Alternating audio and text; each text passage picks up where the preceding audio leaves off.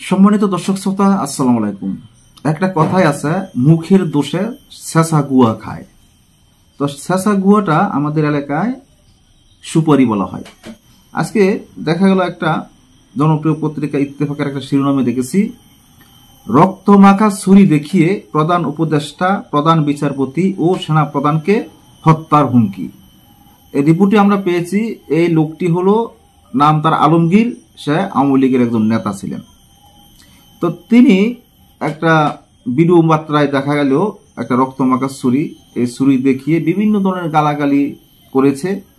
গালাগালি করে প্রধান উপদেষ্টা, প্রধান বিচারপতি ও সেনাপ্রধানকে হুমকি দিচ্ছে।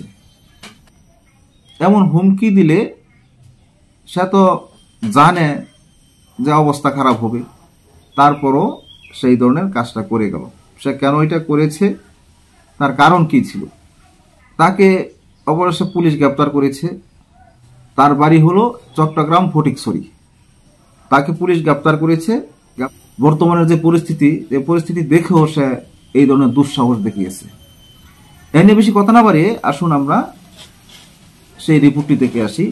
রিপোর্টে কি এসেছে? সামাজিক যোগাযোগ মাধ্যম ফেসবুকে রক্তমাখা ছুরি দেখিয়ে অন্তর্বর্তী সরকারের প্রধান উপদেষ্টা, দেশের প্রধান বিচারপতি ও সেনাপ্রধানকে হত্যার হুমকি দেওয়া আওয়ামী লীগের এক কর্মীকে গ্রেপ্তার করা হয়েছে। তার নাম মোহাম্মদ আলমগীর। গতকাল শুক্রবার রাতে চট্টগ্রামের ফটিকছড়ি সদর থেকে তাকে গ্রেপ্তার করে পুলিশ। সামাজিক যোগাযোগ মাধ্যমে ছড়িয়ে পড়া একটি ভিডিওতে দেখা যায়, আলমগীর রক্তমাখা একটি ছুরি নিয়ে প্রধান উপদেষ্টা, প্রধান বিচারপতি ও সেনাপ্রধানকে হত্যার হুমকি দিচ্ছেন। ভিডিওতে অশ্লীল ভাষায় গালাগাল করতে দেখা যায় তাকে। ফটিকছড়ি থানার ভারপ্রাপ্ত কর্মকর্তা নূর আহমেদ শনিবার দুপুরে বলেন, রক্তমাখা একটি ছুরি নিয়ে অন্তর্বর্তী সরকারের প্রধান উপদেষ্টা সহ রাষ্ট্রের গুরুত্বপূর্ণ ব্যক্তিদের হত্যার হুমকি দেওয়ার একটি ভিডিও ছড়িয়ে পড়ার পর পুলিশ আলমগীরকে গ্রেপ্তার করে। পরে তাকে ফটিকছড়ি থানায় হওয়া একটি বিস্ফোরক মামলায় আদালতে পাঠানো হয়েছে। সম্মানিত দর্শক শ্রোতা, এখন বুঝেন যে এই লোকটি কতটুকু দুঃসাহস হলে এই ধরনের কাজ করতে পেরেছে। তার চিন্তা চেতনা, এইভাবে ঘুরে ফিরে আর কোনো লাভ নাই। জেলখানায় বসে থেকে সরকারি খাবার খাওয়া। এ না হলে এই আলমগীর কেন এমন ধরনের হুমকি দিয়েছে?